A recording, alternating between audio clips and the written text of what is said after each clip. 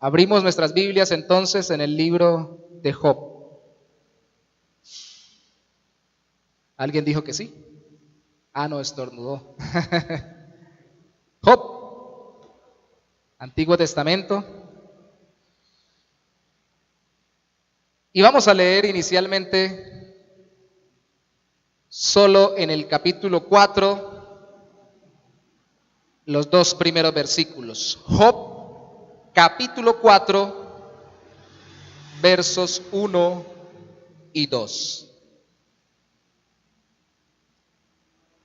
Dice la palabra del Señor: entonces respondió Elifaz temanita y dijo: si probáremos a hablarte, te será molesto, pero ¿quién podrá detener las palabras? Señor, ayúdanos en esta mañana a aprender a usar las palabras. Tal vez no podamos ver en detalle todo lo que deberíamos hacer con nuestras palabras para ser realmente instrumentos tuyos al hablarle al que sufre, pero sí podemos ver algunos principios claros y fundamentales para entender cómo conectarnos con las personas que padecen dificultades y que necesitan de nuestra voz y que necesitan de nuestro consejo, de nuestro aliento, de nuestro consuelo. Ayúdanos hoy, Señor, mostrándonos cómo los amigos de Job nos enseñan lo que no debemos y lo que sí debemos hacer. Te damos gracias en Cristo Jesús. Amén y amén. Llevamos una serie. La serie se llama El Dios de Job. Vimos esencialmente que Dios es soberano, porque ni el sufrimiento en las circunstancias, ni el sufrimiento personal de Job se salió de las manos del Señor. Y tenía un propósito, que era que tuviera una relación más profunda con Él.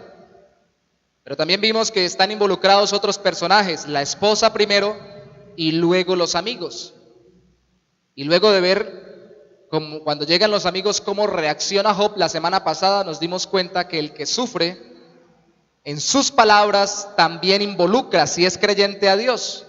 En su respuesta involucra a Dios, aunque se queje y no entienda, entendiendo que Dios está también al control, aunque no comprenda todo, orando a Dios, poniéndole a Él su queja antes que a la gente, y al final proclamando su esperanza en Dios, porque Cristo es nuestra esperanza en esta vida y en la eterna.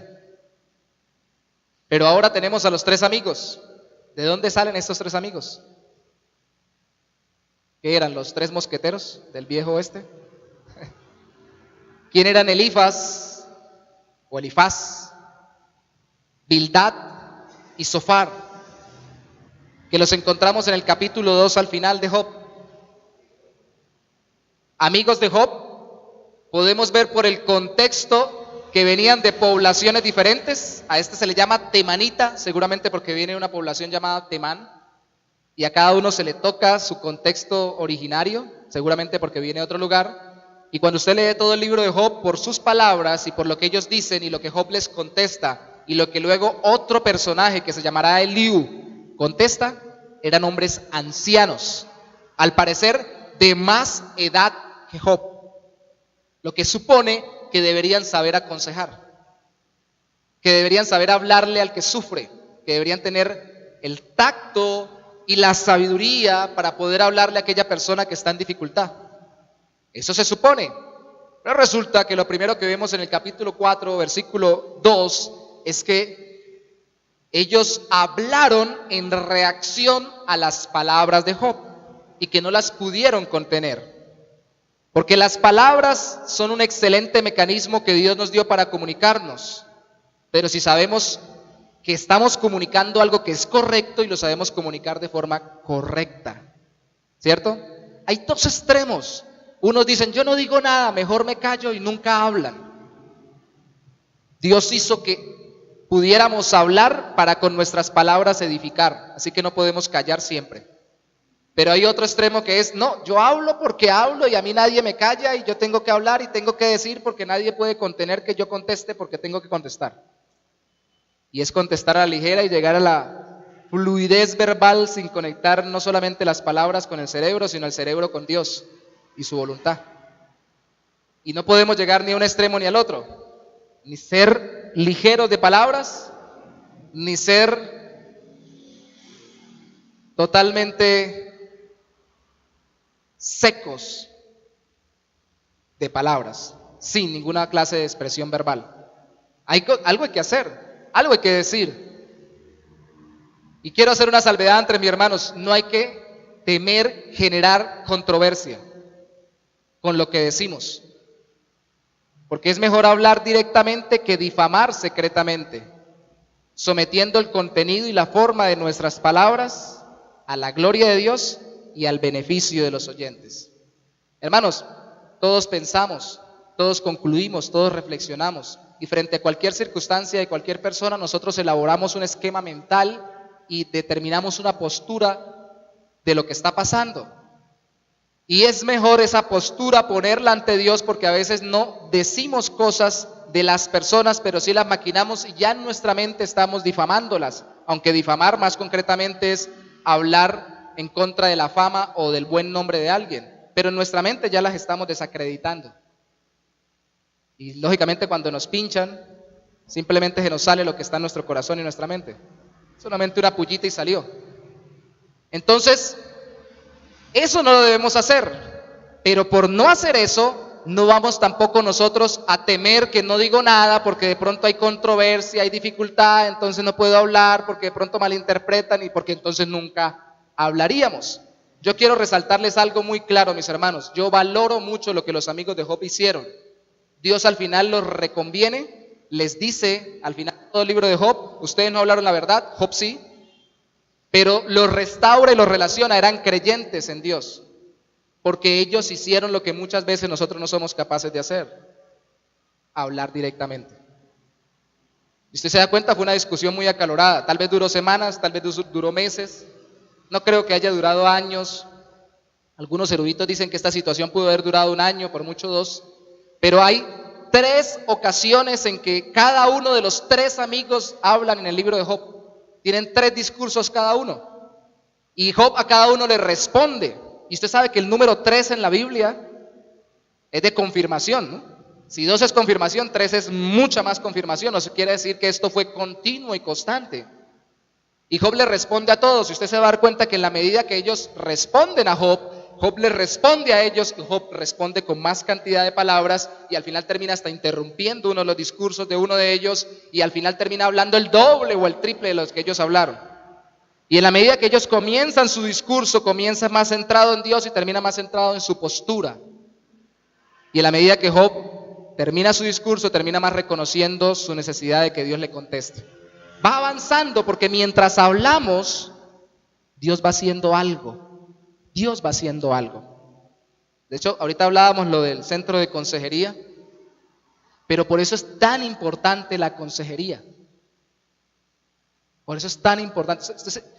Hermanos, hay ocasiones en que simplemente una persona llega a pedir consejería y la ha pedido, se sienta frente al consejero y no habla. Y uno dice, pero ¿para qué pide consejería si no va a hablar? Pero ya empezó la consejería. A veces simplemente lo que quiere es que le demos un espacio, y si dice 2 o 3 palabras ya es algo. Hay que llevar un proceso, y en el proceso va a ir hablando porque va a ir conectándose con la persona que le está aconsejando, y juntos van a ir conectándose con Dios y pudiendo desarrollar un proceso de transformación. Por eso es que yo creo que la consejería cristiana no es un momento, no es como venga y lo atiendo y le digo qué medicamentos tiene que llevar. Tómese 5 oraciones diarias, una a tal hora, otra a tal hora, otra a tal hora. Léase 5 salmos, primero léase el salmo tal, luego ese salmo tal, luego ese salmo tal, todos los días.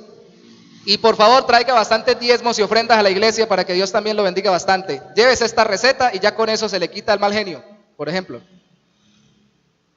¿No?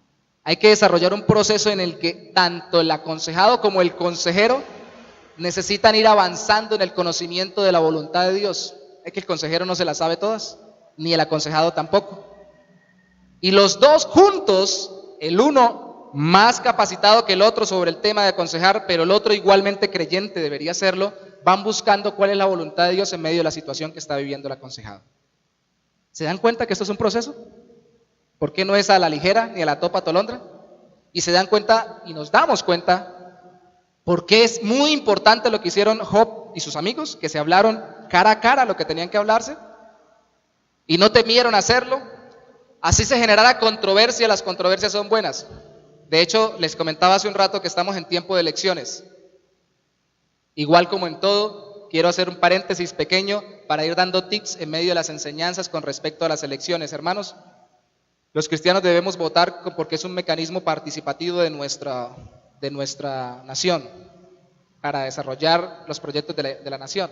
Si no quiere votar por ninguno, vote en blanco, pero vote. Eso es respetable. Pero hay desde las extremas derechas hasta las extremas izquierdas. Y casi siempre los que dicen que están por el centro, no están por el centro, están para un ladito, para otro ladito. Pero el asunto es que ni los unos ni los otros tienen toda la verdad con respecto a cómo se gobierna un país. Porque ni los unos ni los otros lo quieren hacer realmente en el nombre de Dios, simplemente lo quieren hacer conforme a la voluntad o a lo que piensan en su mente y en su corazón. Pero sí tenga en cuenta algo, por favor escuche a las personas, si usted quiere realmente votar por algún candidato, y vea que trate de decir las cosas, primero, claramente, y segundo, que tenga una vida detrás que respalde lo que dice. Eso es todo. Que lo que está diciendo es coherente con lo que ha hecho. Porque no solamente allí, sino en todo ámbito nosotros tenemos que tratar de hacer las cosas de frente. En la política, y lamentablemente eso se ha mezclado también a veces en las mismas iglesias, se establece el término ser políticamente correcto. Y ser políticamente correcto es no decir la verdad, o sea, ser mentiroso. Y eso no es lo que la Biblia enseña. El Señor Jesucristo fue sacrificado diciendo la verdad, pero tampoco se expuso antes de tiempo. Si era necesario se callaba y se iba. Pero Él no decía la verdad simplemente por molestar, sino porque era necesario. Hay políticos, por ejemplo, que dicen hoy, yo recuerdo hace unas elecciones atrás, dijeron, no vamos a subir los impuestos. Y uno de esos dijo, yo sí voy a subir los impuestos. Ese perdió las elecciones. Yo no estoy de acuerdo con ese político en todo, ni con el otro tampoco en todo, ni voté por uno ni por el otro, pero ese punto específico me llamó la atención. Perdió gente votante aquel que dijo la verdad. Dijo, porque si no subo los impuestos, ¿cómo pagamos? En estas elecciones, para presidente ahorita, un político dijo en una entrevista hace unos días, voy a aumentar la edad para pensionarse. Porque hace falta, y explicó por qué y todo el asunto. Ya vivimos más y necesitamos ingresos. Ahora ya dijo que no va a aumentar la edad para pensionarse, porque se dio cuenta que eso le restaban votos. Yo no quiero decir que ni lo uno ni lo otro sea bueno o malo. Yo quiero decir que tiene que ser una persona congruente. Que lo que hoy vemos de él o de ella, continúe siendo de él o de ella. Hermanos, y si aquí vemos algo en Job y en sus amigos, es congruencia. Se pararon de frente, le dijeron, Job, aquí estamos, lo vamos a aconsejar, y usted habló y nosotros también hablamos, y ahí se sostuvieron. Y se mantuvieron sinceramente hablando delante del Señor. Así que tengamos en cuenta que el sufrimiento circunstancial y personal del cristiano íntegro es una oportunidad para que otros creyentes lo consuelen y él se deje consolar, o para que otros creyentes simplemente por demostrarles que saben mucho lo atormenten y él se deje atormentar. Por favor, vaya conmigo a Proverbios 27:5. No pierda Job. Proverbios 27:5. Proverbios 27:5. Es igual que como cuando uno tiene necesidades económicas, es una oportunidad para que otro le ayude en la economía y uno también aprende a dejarse ayudar. En ambos casos, siendo ayudados o ayudando, debemos aprender a ver cómo la voluntad de Dios está moldeando nuestro carácter. Proverbios 27:5 y 6. Dice, mejor es reprensión manifiesta que amor oculto. Y yo estoy convencido de que ese proverbio está conectado con el siguiente de forma paralela. Dice, Fieles son las heridas del que ama, pero importunos los besos del que aborrece. Si hacemos un paralelismo en el versículo anterior, entre la primera parte y la primera parte del versículo 6, entonces la reprensión manifiesta puede herir, pero el amor oculto parece ser que el proverbista está hablando de un amor entre comillas, porque es simplemente besos de alguien que en el fondo nos aborrece. O sea, decir que yo quiero mucho a alguien y no busco su bien, así en algún momento esa persona reacciona en contra de mí por eso que le estoy diciendo o haciendo, es realmente no quererlo. Si lo quiero o la quiero, tengo que actuar, tengo que hablar. A mí me llama mucho la atención, en una de sus cartas, Pablo le dice a una de las iglesias que él ministró: entonces me he vuelto vuestro enemigo por deciros la verdad. O sea, ahora porque yo les hablo, entonces ahora soy enemigo de ustedes, porque les estoy diciendo lo que debo decirles. La palabra de Dios me enseña que el contrario del amor no es el odio, sino la indiferencia. Que yo a la persona que no amo, no la aborrezco, si realmente me acerco a esa persona incluso para ayudarla a cambiar. La aborrezco si me alejo y definitivamente nunca más vuelvo a intentar relacionarme con ella. Eso es lo contrario del amor. Eso es lo que dice el proverbio, es lo que establece toda la Biblia. Vaya por favor conmigo a Efesios capítulo 4, versículo 29. Efesios 4, 29. Permítame ir a estos versos para mostrar cómo desde el Antiguo hasta el Nuevo Testamento claramente Dios enseña lo que estamos viendo ahora en Job y lo que queremos ver en cuanto al corregirnos, hablarnos y aconsejarnos abiertamente. Efesios capítulo 4, verso 29 dice: ninguna palabra corrompida salga de vuestra boca, sino la que sea buena para la necesaria edificación, a fin de dar gracia a los oyentes. Algunos han traducido, algunas versiones, palabras corrompidas con palabras groseras o palabras soeces, pero la verdad es que la palabra corrompida también es, la palabra corrompida ahí, que se traduce como corrompida, también se traduce en otros textos como cuando Cristo habla de los buenos frutos y de los malos frutos de un árbol. Y dice que los malos frutos, la palabra que se utiliza para malos es corrompido en este texto. ¿Qué quiere decir? Que está contaminado, que está permeado por malas intenciones, malos deseos o cuestiones que no son de Dios. Yo tengo que tener gracia para dar a los oyentes. Mi corazón tiene que estar conectado con el Señor y ver si lo que voy a hablar, lo voy a hablar con la motivación correcta y con el contenido correcto, y entonces hablar, pero no contaminado por los deseos mundanos, humanos, que han puesto en mí el mundo, mi propia carne, ¿cierto? Dar gracia a los oyentes no significa hablar gracioso. Hermanos, siempre que nosotros vayamos a hablarle a alguien, incluso al que sufre, no tiene que salir muerto de la risa. ¡Ay, tan bonito que me habló! Por eso uno de los peligros más grandes de los predicadores es cuando le preguntan a la gente o cuando la gente misma le dice: qué bonita estuvo la predicación, qué bonito habló. Porque bueno, ¿hablé bonito? Sí. Hablar bonito está bien, no está mal, no quiere decir que uno hable feo, necesariamente para que sea bueno. Pero solo lo vieron bonito, no hubo ninguna confrontación en su corazón para con Dios, no hubo algo que Dios los redarguyera para transformarlos. Lo vieron tan bonito, tan bonito, tan bonito, o que no lo entendieron, o que no lo supe dar a entender, porque la palabra de Dios no quiere simplemente entretener y mostrar bonitas las cosas, quiere transformar el corazón.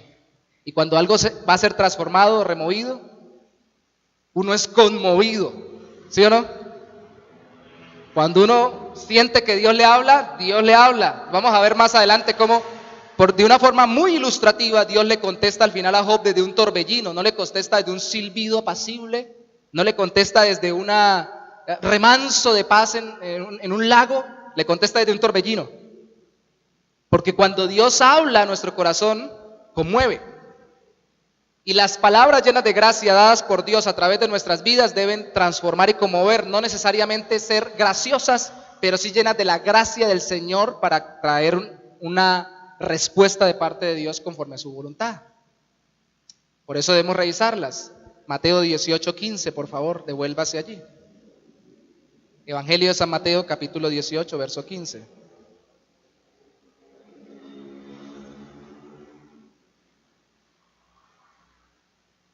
Hermanos, estamos hablando de algo que es muy complejo, las palabras. Ay, dijo uno de los autores del Nuevo Testamento, la lengua es como un fuego y controlarla es difícil. Mateo capítulo 18, verso 15. Está hablando el Señor de conflictos en la iglesia, está hablando de una reprensión para con alguien que está pecando. Y en Mateo 18:15 dice, por tanto, si tu hermano peca contra ti, ve y repréndele estando tú y él solos. Si te oyere, has guardado a tu hermano. Has ganado a tu hermano, perdón, has ganado a tu hermano. Lo hemos dicho yo lo he dicho varias veces y me lo repito a mí mismo, no se trata de ganarle al hermano. Ve, yo tenía razón decir eso. ¿Se dio cuenta? Lo que yo le dije, así era. ¿Vio? Yo sí le dije. Se trata de ganarme al hermano. Es distinto. Cuando nosotros hablamos, y créanme que es más frecuente de lo que nosotros mismos nos damos cuenta, como creyentes individuales y como iglesia entre nosotros, solo para mostrar que tenemos la razón, queremos ganarle al hermano. Cuando hablamos para dar gracia, para que la persona venga al Señor y encuentre en el Señor la respuesta a su necesidad, estamos ganando al hermano, trayéndolo a la comunión. Hay diferencia entre ganarle y ganármelo. Y no ganármelo para mí, ganármelo para el Señor y para su iglesia. Entendamos esto, porque aquí está en un contexto donde usted puede ver que el resto habla de la iglesia, ¿cierto? Somos personas y necesitamos que alguien venga y nos rescate. Siempre, siempre, siempre. Dios va a utilizar otras personas para rescatarnos y traernos. Siempre, siempre, siempre. En la iglesia no existen los llaneros solitarios. ¿Sabe ustedes? ¿Se acuerdan del llanero solitario? Hasta el llanero solitario cargaba un ¿qué? Un toro. No un toro animal, sino el indio toro. ¿Cierto? El que le decía Kimosabi. Todos. Cristo mandó a los discípulos a predicar, no los mandó de uno en uno. ¿De cuántos los mandó? De dos en dos. Todos. Y a veces nosotros armamos nuestra burbuja. Si yo estoy metido en mi burbuja, nadie me mira, nadie me toca, nadie me hace daño. Pero yo mismo me hago daño. Porque yo no dejo de pensar, ni de reflexionar, ni de evaluar las cosas a mi propio criterio. Y si nadie llega a rescatarme y a mostrarme al Señor conforme a su voluntad, yo me enredo en mi propia forma de pensar y de ver la situación. Habiendo hecho esta introducción, vamos de nuevo al libro de Job. Queda claro entonces que no hay que tenerle miedo a hablar porque se generen controversias. Si el contenido es y la forma es de acuerdo a la voluntad de Dios para la gloria de Él y el bien de los demás. Job capítulo 4. Job capítulo 4. Hermanos, el problema con los amigos de Job es que al final terminaron hablando para ganarle a Job. Aquí le vamos a ganar a este hombre porque no es posible que vaya a tener la razón y nosotros no. Job capítulo 4, verso 3 al 7. Lea conmigo, por favor. Voy a leer. Y usted puede leer en su palabra, en su Biblia y acompañarme. Dice: He aquí, tú enseñabas a muchos, Job, y fortalecías las manos débiles. Al que tropezaba, enderezaban tus palabras y esforzabas las rodillas que decaían. Mas ahora que el mal ha venido sobre ti, te desalientas. Y cuando ha llegado hasta ti, te turbas. ¿No es tu temor a Dios tu confianza? ¿No es tu esperanza la integridad de tus caminos? Recapacita ahora, Job. ¿Qué inocente se ha perdido? ¿Y en dónde han sido destruidos los rectos? Pare ahí. La primera cosa que tenemos que aprender y recordar cuando vamos a aconsejar a alguien que está sufriendo es que nosotros nos dejamos llevar por lo que hemos visto, por nuestras impresiones visuales y pensamos Como mucha gente piensa de que Dios no va a dejar sufrir a nadie que sea suyo. ¿Qué dice aquí el amigo de Job? Job, tú vivías muy bien, tú estabas súper, tú eras de la crema innata del Medio Oriente. Tenías buenas finanzas, tenías buenos hijos, tenías buenas parcelas, buen ganado, estaba muy bien. Y eras el que ayudaba a la gente, alentaba al pobre, animaba al desconsolado. Y ahora que medio te pasa algo o te pasa algo tremendo, tú te desalientas, Job. Ellos vieron el contraste entre lo que Job era y lo que Job es, ahora que ellos lo están viendo. Así como nosotros a veces cuando alguien se nos acerca para aconsejarlo, cambiamos de perspectiva porque ya no lo vemos igual. Es un gran problema que nosotros tenemos, hermanos. Es un gran problema que nosotros tenemos. Miren, les voy a dar un ejemplo práctico. En determinado evento, que ahorita estamos en muchos eventos, hablamos uno hace poquito, en que habían reunido uno de esos eventos sociales en que reúnen varios pastores de varias iglesias, estaban entregando determinados libros al final. Entramos varios pastores de varias iglesias y yo pues no iba con corbata ni nada por el estilo. Y cuando yo salí, esperaba que dieran mi libro porque era algo que le estaban dando a todos. Entonces yo fui hasta el frente, de forma muy sencilla, esperar que me lo dieran. La persona me miró y no me vio como con corbata, no me vio como tan elegante ni con saco, ni me vio con una actitud como de mucha autoridad. Entonces me dijo, ¿usted sí es pastor? Y el pastor de su iglesia, yo le dije, no, pues yo soy el pastor de la iglesia. Ah, bueno, hermano, sí, pero miraba por allá a ver quién estaba por ahí, de los que dirigen, que conocen más a los pastores, a ver si le confirmaba si yo lo era o no. Y yo tomaba el pelo con un pastor amigo que ustedes conocen y le decía, tal vez si yo hubiera salido más o menos así, primero con corbata, segundo con saco y tercero hubiera salido más o menos caminando de forma mucho más elegante, de forma mucho más altiva y dijera, hola hermana, por favor me regala uno de los libros que me corresponden, que le corresponde a mi iglesia. ¿Es tan amable?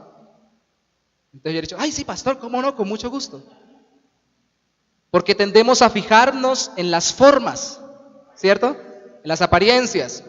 Y como supuestamente el pastor es el que lidera, y es así, lidera, pero la Biblia dice que lidera en servicio, no en opresión.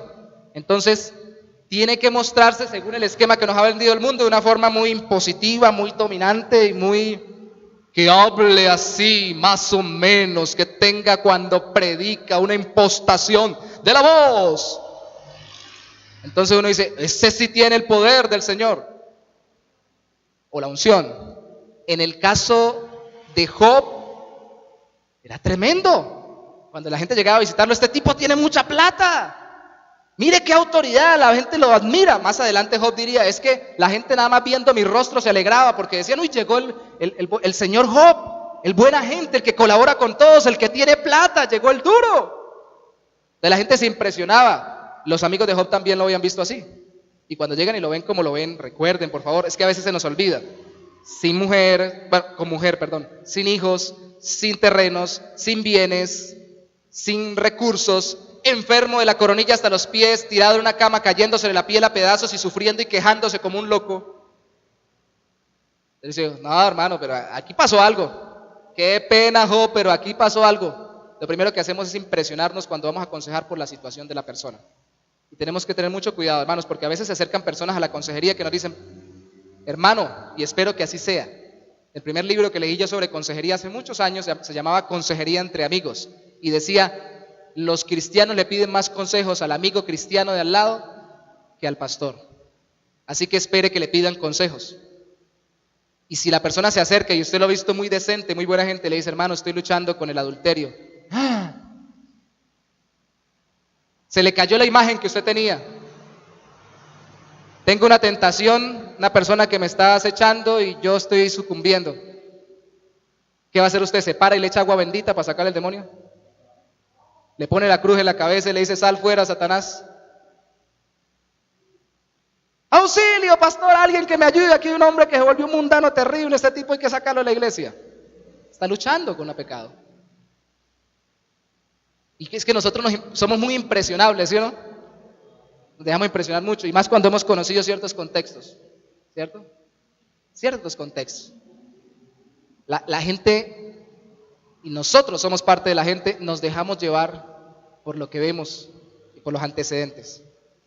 No es posible, no es posible, no es posible. ¿Usted? ¿Con una esposa tan bonita? ¿Con un hogar tan hermoso? ¿Con una estabilidad económica tan tremenda? Y con todas las cosas. ¿Y usted en esas? ¿Qué le pasa? ¿Qué sinvergüenza este? Ahí está el consejero diplomado en consejería bíblica. ¿Cómo se le ocurre que va a hacer eso? ¿Cierto? Lo primero que yo tengo que entender es que aún el más grande, física, económica, social y espiritualmente hablando, puede caer de su situación. Y en el caso de Job no era una caída espiritual, era una caída en el contexto circunstancial y de su persona física. Y cuando ya empieza a quejarse, los amigos entran y le dicen: no te quejes, Job, tú supuestamente eres muy duro, eres muy espiritual, eres muy tremendo y un hombre de Dios, ¿para qué te quejas? ¿Qué entraron a hacer? A chocar. ¿Y por qué entraron a chocar? Porque se impresionaron. Hermano, nosotros también nos impresionamos. Tal vez hubiéramos sido más duros que los amigos de Job. Nos impresionamos y mucho. Tenemos que estar listos. Aquí deberían llegar a nuestra iglesia los sicarios, los guerrilleros, los paramilitares, los proxenetas, las prostitutas, los dueños de bares, convertirse al Señor y nosotros recibirlos y aconsejarlos cuando se convierten al Señor. ¿Sí o no? Porque a veces es al revés, no es por su pasado bueno que ahora me impresiona lo malo, sino es por su pasado malo que me da cosa como que será que sí o será que no. Somos muy impresionables. Entonces debemos saber siempre que eso nos puede tentar. Y lo primero que pensamos es: al malo le va mal, al bueno siempre le va bien. Y Job, mire lo que dice por favor para que usted lo recuerde siempre, en el capítulo 4, lo leímos ahora en el versículo 7, recapacita ahora, Job, piénsalo bien. ¿Qué inocente se ha perdido y en dónde han sido destruidos los rectos? O sea, ¿a quién que hace las cosas bien le va mal? ¿A nadie, Job? ¿A nadie le va mal haciendo las cosas bien? Yo tendría que decirle como Job les dijo: ustedes están equivocados porque a mí me está yendo bien, me está yendo mal, dijo Job, no me está yendo bien y yo no tengo ningún pecado escondido. Estoy sufriendo mucho. Y ese es un prejuicio que afecta a la consejería, que afecta a poder aconsejar y hablarle al que está sufriendo. Si pensamos que siempre que le vaya mal es porque ha hecho algo malo. Y lo mismo al revés, si pensamos que siempre que le haya hecho algo bien, siempre le va a ir bien. No siempre, mis amados. Miren que lo mismo hizo Bildad y Zofar. Salte al capítulo 8, versículo 4. Capítulo 8, verso 4 dice: si tus hijos, le está hablando ahora Bildad a Job, pecaron contra él, contra Dios, él los echó en el lugar de su pecado. Si tú de mañana buscares a Dios y rogares al Todopoderoso, si fueres limpio y recto, Job, tú no eres limpio y recto, le está queriendo decir. Ciertamente luego se despertará por ti, Dios, lógicamente, y hará prosperar la morada de tu justicia. Job, si tus hijos murieron tan terriblemente era porque algo debían. ¿Pero lo he escuchado? Uy, lo mataron a tiros. Algo debía. Algo hizo, en algo estaba metido, es quién sabe. Cristiano, yo no creo, parecía. ¿Ustedes qué harían si al pastor de la iglesia lo metieran preso? La primera tentación, hermanos, va a venir a sus mentes. No soy profeta ni les estoy profetizando. ¿Sería que estaba metido en algo raro? Y ahora, ¿quién sería ese tipo que estaba ahí parado predicando en la iglesia? ¿Qué haría?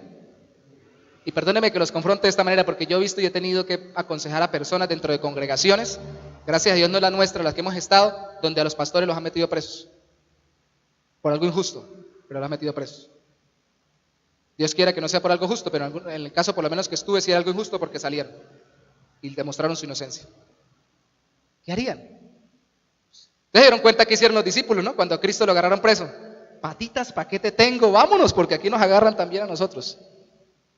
¿Cierto?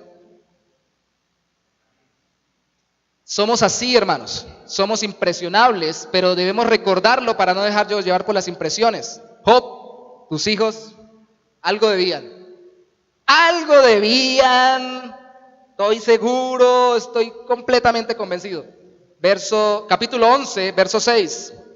Ahora escuchemos a Zofar, otro de los amigos de Job. Si usted quiere encontrar todas las palabras de los amigos de Job que le contestaron después de cada una de las intervenciones de él, dedíquese a leer todo el libro de Job durante esta semana. Job capítulo 11, versículo 6 dice lo siguiente. 6 dice, y te declarará los secretos de la sabiduría, Dios, que son de doble valor que las riquezas. Conocerás, Job, entonces que Dios te ha castigado menos de lo que tu iniquidad merece. O sea, Job, definitivamente, usted tiene que tener algo muy terrible porque Dios, que está misericordioso, lo está castigando muy poquito, y si lo ha castigado tanto y Él castiga menos de lo que usted merece, usted efectivamente es terrible. Job. Yo recuerdo el día, algún hermano le he comentado, invité a un predicador a la iglesia que estábamos, por la gracia del Señor, levantando en Cúcuta, de Venezuela. Había sido expandillero, sicario. Eso me contaba unas anécdotas terribles, que él mismo, pues lógicamente le daba gracias que yo lo había sacado, que eso andaba en la moto, que disparaba acostado sobre la moto, que hacía malabares, una cantidad de cosas.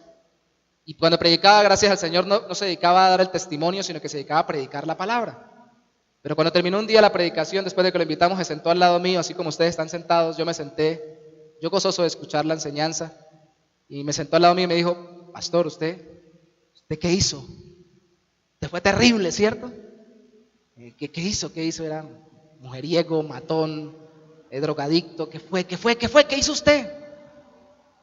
Porque el esquema mental de él era ese, que tenía que haber alguna cosa terrible que yo hubiera hecho. Y él me miró la cara, y yo no sé de qué me vio la cara, hermanos, pero él, cuando me vio la cara, no sé si fue por una pequeña cicatriz que tengo por acá, que eso fue de una espinilla mal manejada, o del acné cuando estaba adolescente, y pensó que era alguna especie de marca que me habían dejado cuando alguna lucha.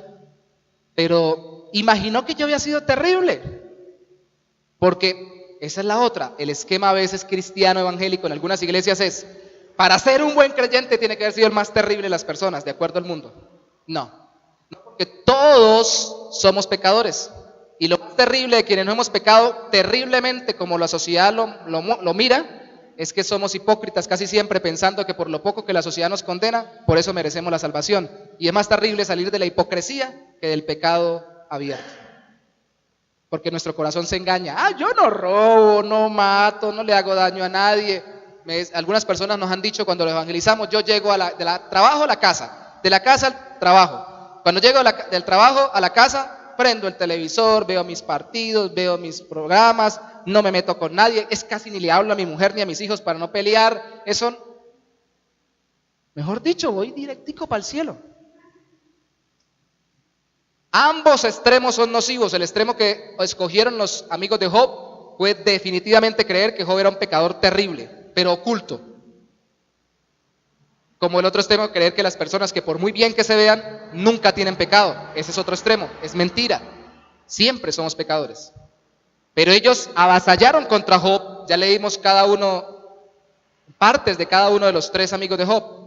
Pero al final Job terminó pensando lo mismo. Vaya al 29, capítulo 29, verso 1 al 8. Es mi conclusión en el Señor, estudiando todo el libro de Job, que en el fondo Job peleaba con Dios porque pensaba igual. Ellos decían: si usted hace lo bueno, le va bien; si usted hace lo malo, le va mal. Job, entonces usted está yendo mal, tuvo que haber hecho algo muy malo. Pero Job peleaba prácticamente por lo mismo, porque le decía: Señor, ¿yo qué he hecho de malo para que me vaya así de malo?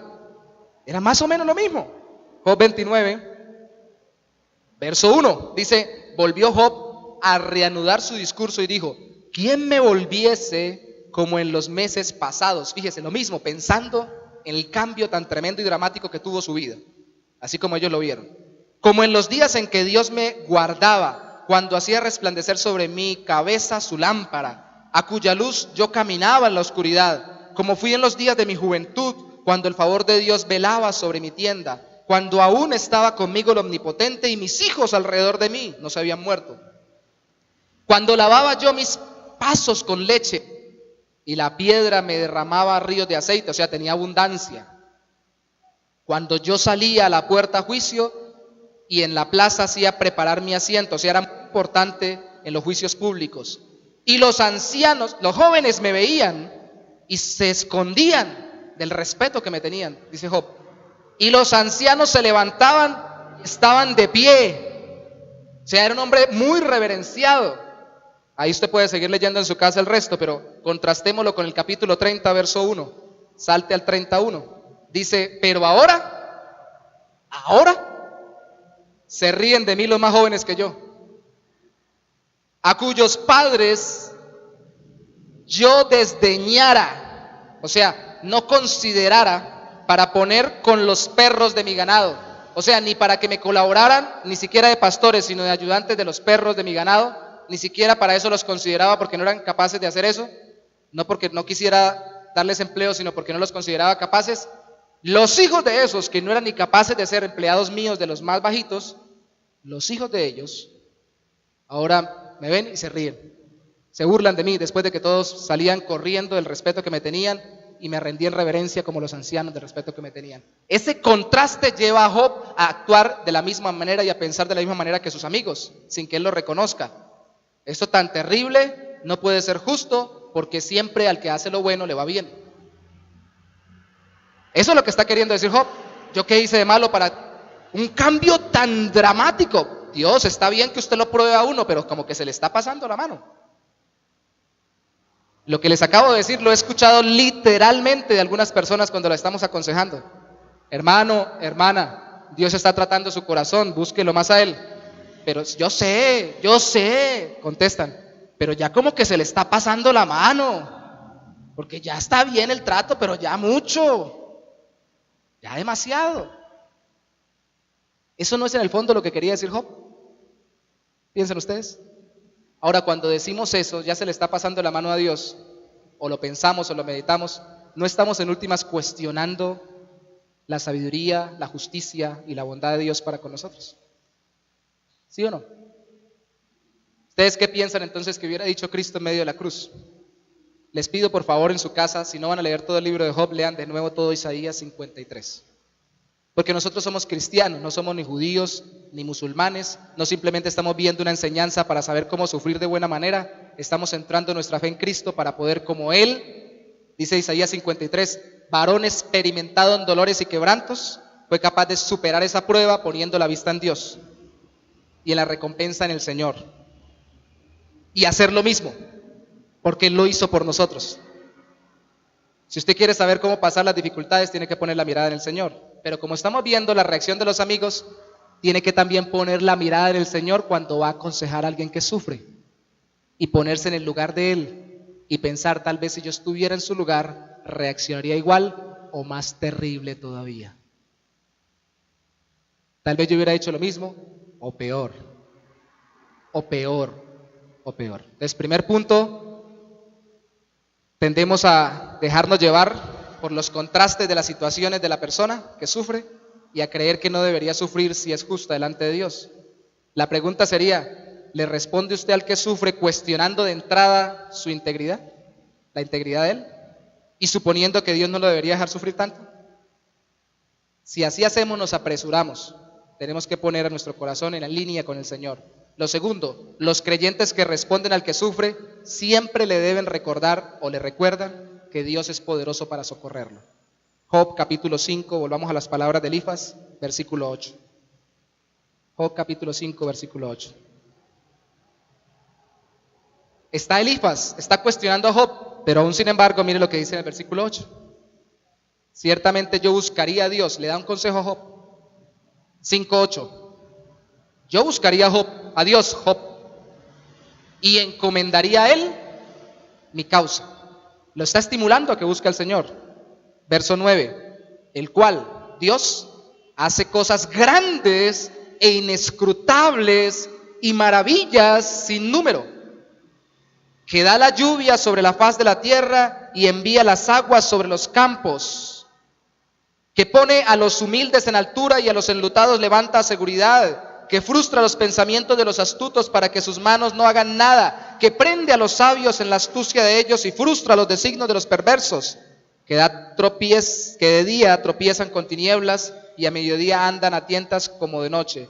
Así libra de la espada al pobre, Dios libra de la espada al pobre, y de la boca de los impíos y de la mano violenta, pues Dios es esperanza al menesteroso, y la iniquidad cerrará su boca ante él. He aquí bienaventurado es el hombre a quien Dios corrige, por tanto, no menosprecies la corrección del Todopoderoso.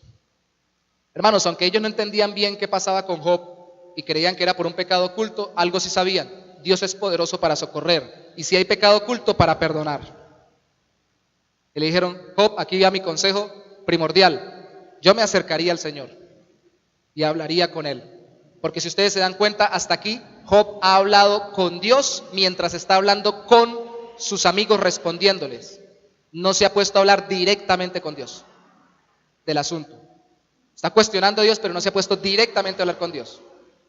Y cuando más adelante él dice: ojalá Dios me respondiera, se lo está diciendo a sus amigos, no lo está diciendo directamente a Dios en la intimidad de la oración. Hermanos, por limitados que estemos, por impactados que nos veamos por los contrastes de la situación anterior y la situación actual de la persona, si está sufriendo, tenemos que impulsarlo a que busque al Señor. Si es un inconverso, a que busque a Cristo en arrepentimiento y fe y se convierta al Señor. Y si es un creyente, a que busque a Cristo también en arrepentimiento y fe, para que pueda reconocer su pecado si lo hay oculto, pero sobre todo confíe en que Cristo, así como le dio salvación, también le da lo que necesita ahora, porque la salvación incluye toda la provisión para esta vida presente. ¿Sí me hago entender? Ese es el segundo punto: llamar a la gente al Señor. ¿Sí o no? Lo que pasa es que la mayoría de los consejeros o las personas que hablamos a los que necesitan consejería, llamamos la gente a nosotros. Ay, hermanito, hermanita, venga, le digo qué es lo que usted tiene que hacer. Para eso estoy yo, para aconsejarles. Yo sé qué es lo que tiene que hacer. Venga, le digo qué es lo que tiene. Lo estoy llamando a mí. Estoy diciendo que ponga su esperanza en mí y en lo que yo le digo. Ni siquiera abro la palabra de Dios, o por lo menos la cito en mi mente, así la parafrasee y no la diga claramente, y ni siquiera menciono a Dios o incluyo a Dios o lo llamo a la persona que busque a Dios. Entonces estoy simplemente haciendo lo que venga a mí. Y por eso mucha gente se va de las congregaciones cuando la gente que los ha liderado los ha llevado a ellos y se va. El que los llamó a ellos. Ya no está el que me llamó a mí. No tengo que estar ahí. Pero si el que me llama es Dios, y cuando yo aconsejo, cuando yo predico, cuando yo oro por las personas, estando frente a ellos, los llamo a que busquen al Señor, a que busquen a Cristo, y ellos se encuentran con Cristo, seguramente van a permanecer, porque Cristo es su Señor. ¿Vemos la importancia de dejar los egos a un lado cuando vamos a aconsejar? Cuando vamos a ayudar a alguien. Y la importancia de dejarnos aconsejar, que es el otro aspecto. También es muy importante. Lo mismo hicieron Elifaz, que Elifaz hizo Zofar, hizo Bildad. Simplemente vamos a tocarlo de forma sucinta y rapidita. Job 11:7. Por favor, mire conmigo. ¿Descubrirás tú los secretos de Dios? ¿Llegarás tú a la perfección del Todopoderoso? Le está diciendo: Dios es demasiado grande, lo está llevando a contemplar la grandeza y la magnificencia de Dios, lo mismo que hizo Elifaz. Salte al capítulo 25. Las palabras anteriores fueron no de Elifaz, sino de Zofar. 25:1, para escuchar algunas palabras de Bildad. Respondió Bildad, suita, y dijo: el señorío y el temor están con él, con Dios. Él hace paz en sus alturas. ¿Tienen sus ejércitos número? ¿Sobre quién no está su luz? ¿Cómo pues se justificará el hombre para con Dios?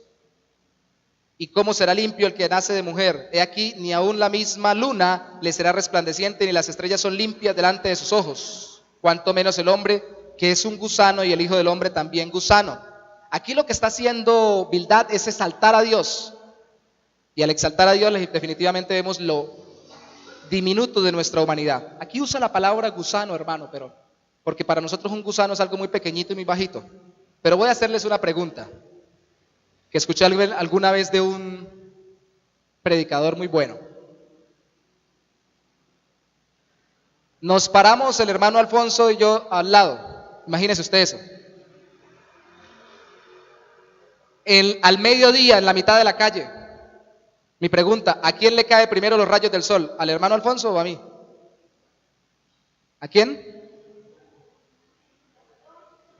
¿Pero a quién le caen primero? ¿A él o a mí? Sí. ¿Ah? Debería ser, ¿cierto? Es nuestra impresión. Pero bien contestó alguna vez un predicador y dijo, ¿y eso qué importa? Porque la diferencia es tan pequeñita entre los dos frente a la distancia tan grande que hay del Sol, que prácticamente nos cae al mismo tiempo. ¿Sí o no? No es ninguna diferencia. Un gusano y yo tampoco tenemos mucha diferencia en cuanto a la distancia para con el Sol. Ahora, eso en el sentido físico, en el sentido moral, espiritual y de esencia, ¿cuál es nuestra distancia con Dios? Una persona que esté muy sumergida en pecado sigue siendo casi estando a la misma distancia que mi persona de Dios. ¿Por qué? Porque aunque yo no esté tan sumergido en pecado, de todas formas Dios es tan alto, Dios es tan grande, Dios es tan sublime, tan perfecto, tan puro, tan justo, que todos somos como gusanos delante de Él. ¿Me explico? Lo que está queriendo aquí hacer el hombre es mostrarle los atributos de la grandeza de Dios para que la persona pueda descansar en lo grande de Dios en medio de sus circunstancias y su vida, y que Él es el que lo puede socorrer y ayudar. ¿Sí me explico? A veces, mire hermanos, siempre el que sufre va a hablar de lo difícil que es su día, de lo duro que es su mundo, de lo terrible que lo tratan, de lo mal que le va, de lo afligido que está su corazón, de la forma como percibió las cosas y todo lo demás. Y usted dice, ay, sí, ay, ¿verdad? A mí también. Imagínese el consejero. A mí también me han tratado duro, ay, yo también sufro. Ay, a usted le pasó, uy, a mí me está pasando también, ay, ¿ahora qué hacemos? Imagínese el consejero. Sí, ¿qué hacemos los dos? Yo me agarro de la mano con él y miremos para arriba, para el que es más grande que nosotros. Miremos al que es perfecto, santo, justo y puro y nos puede socorrer. Contemplemos al Hijo de Dios que murió por nosotros y que puede socorrernos en medio de nuestra dificultad y darnos consuelo en el corazón. ¿Sí? Porque si no nos ponemos a llorar juntos mirando al piso. Pero aún si lloráramos juntos y miramos al cielo, tenemos esperanza en Dios. Porque para eso vino Cristo a morir por nosotros, a sacarnos de nuestra desesperanza, de nuestro vano sentido de vida, que simplemente se aferra a las cosas circunstanciales y no le ve propósito a ninguna cosa. Y hasta el sufrimiento, cuando estamos en Cristo, empieza a tener propósito. Al menos el propósito de que entremos en mayor comunión con Dios y que seamos transformados más a la imagen de su Hijo, que sufrió por nosotros. ¿Cierto? Cuando a Pablo se le apareció Jesús y mandó a Ananías a que orara por él, cuando Pablo llegara a orar a la casa de Ananías, le dijo, tranquilo, no se asuste Ananías, le dijo Dios a Ananías, yo le enseñaré a Pablo, o le voy a enseñar a Pablo cuánto debe sufrir por causa de mí y de mi nombre. Y el mismo Pablo escribe, se nos ha concedido no solamente que creamos en Cristo, sino que también suframos por causa de Él. O sea que aún el sufrimiento, cuando estamos aferrados al Señor y encontramos consuelo en Él, tiene propósito y encuentra sentido. No hay nada más terrible que sufrir sin sentido y que no encontrarle ninguna clase de explicación a las cosas que estamos padeciendo. Job también exaltó a Dios. Usted lo puede leer en su casa en los capítulos 9, del 4 al 17, 26 del 5 al 14 y el 31, capítulo 31 y 35, 31 verso 35. Pero vamos a ver este último versículo, Job 31, 35. Job 31, 35. Dice Job, ¿quién me diera,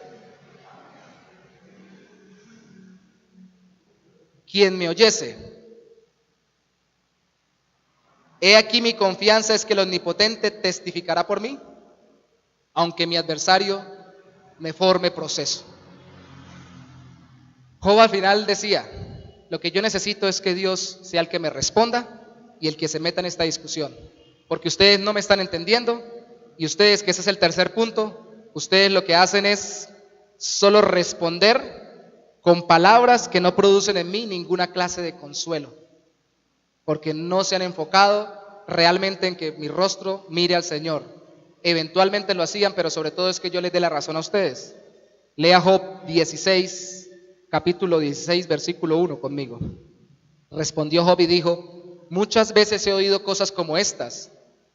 Le está diciendo a Bildad, a Zofar y a Elifaz. Muchas veces he oído cosas como estas, amigos. Consoladores molestos sois todos vosotros.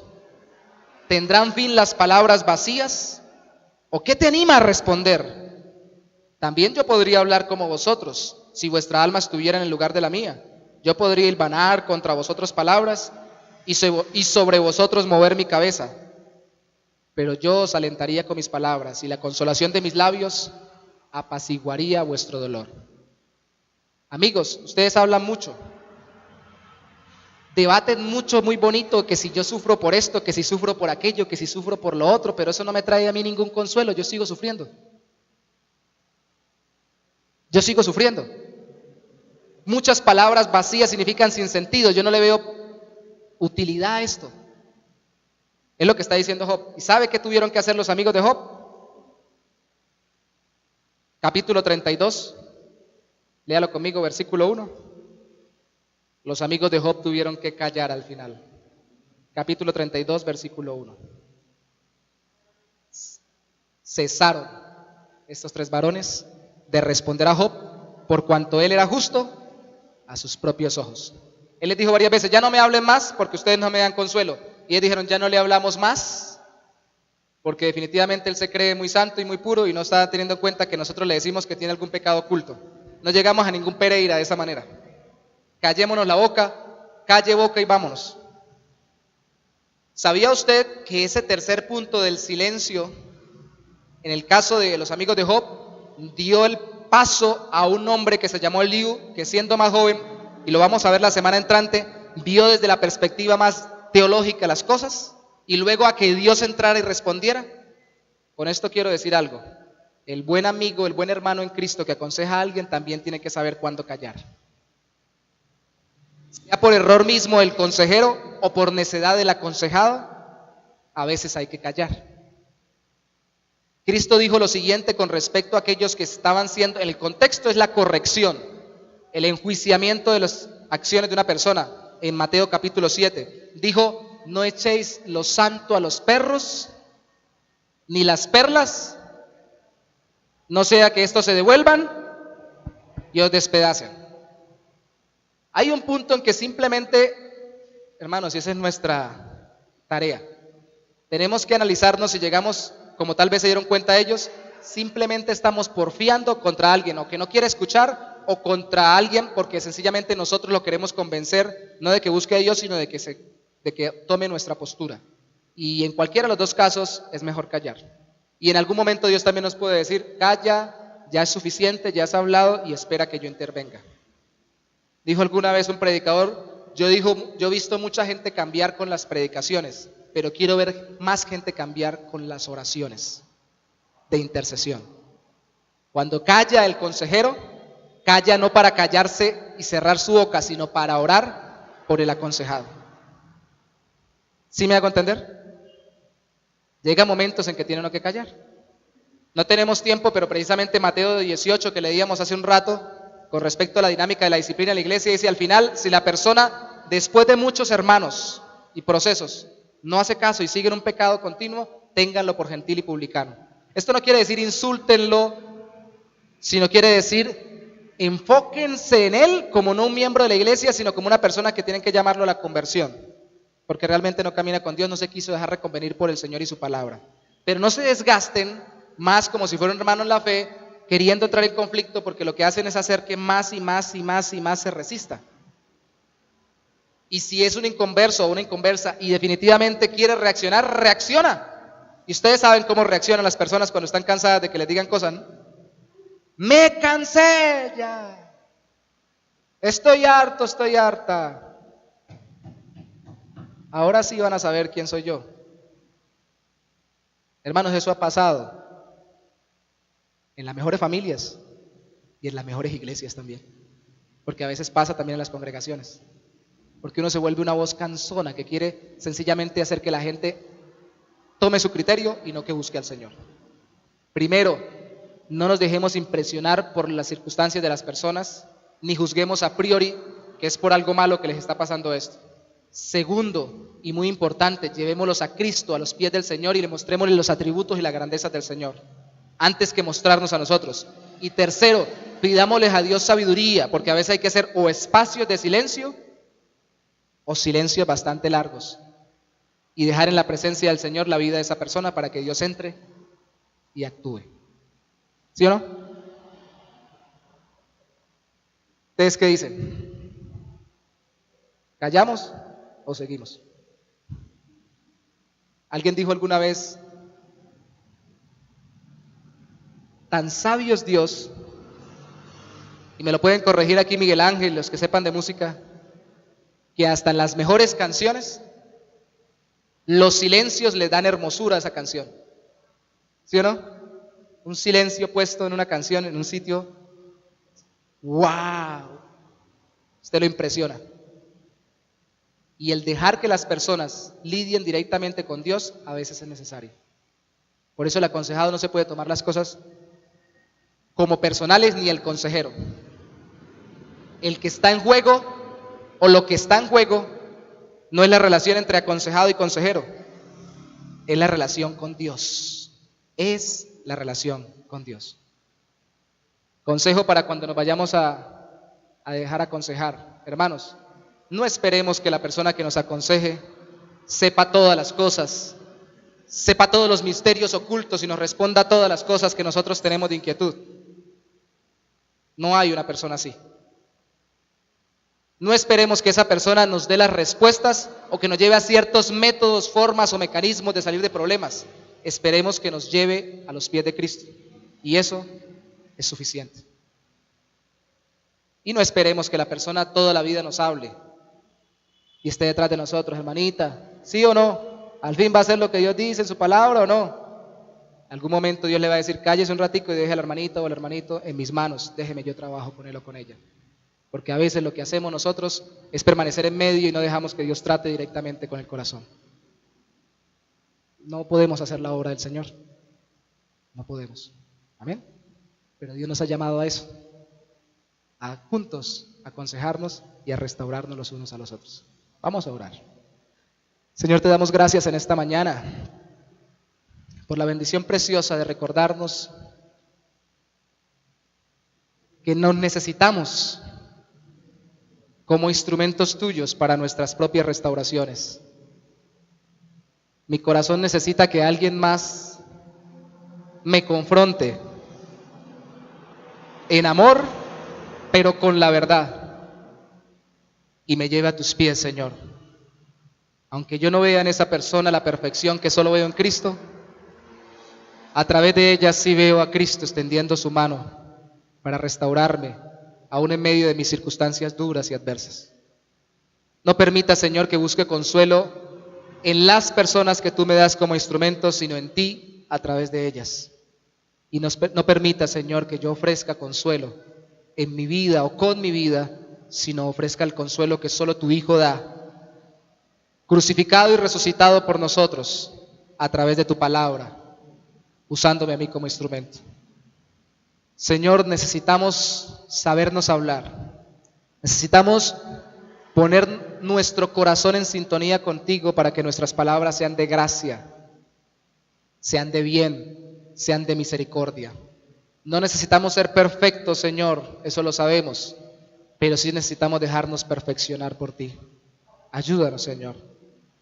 Que nuestra iglesia sea conocida, mi Rey, no por la perfección de sus miembros, sino por la capacidad de sus miembros de escucharse y de hablarse directa y sabiamente, sin tapujos, sin escondrijos, sin mandarse recados los unos a los otros, sin indirectas, sino con claridad de frente y en tu nombre, pero con amor.